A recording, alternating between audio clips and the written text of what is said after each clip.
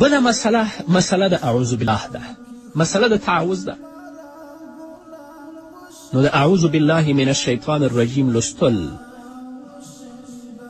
د قرآن کریم نه مخکې د دې لوستل سنت دي، لکه الله رب العزت ځینې علما ورته واجب ویلي دي.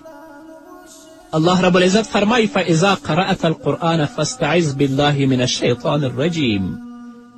چې کله تاسو د قرآن تلاوت کوئ نو په الله رب العزت سره د شیطان مردود او د هغه شر نه پناه وغواړئ.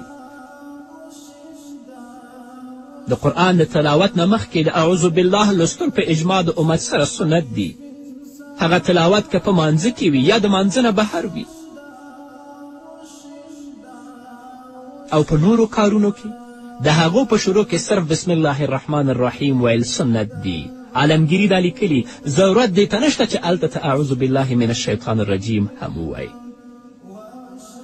او یوې بلې خبرې ته هم قدرمنو اوریدونکو تاسو متوجه اوسئ چې کله د قرآن پاک تلاوت کوئ هغه وخت اعوذ بالله او بسم الله الرحمن الرحیم دواړه ووایئ.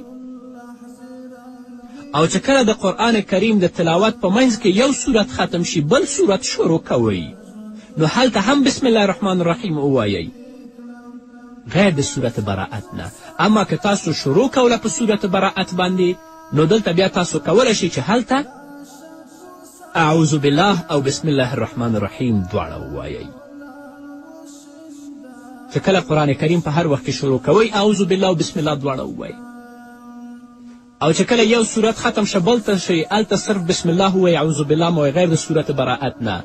او که ستاسو د قرآن کریم تلاوت شروع د صورت براعت نه وي نو هلته بیا بسم الله او اعوذ بالله دواړه ووایئ. را به شو د صورت فاتحې تفسیر او ترجمه.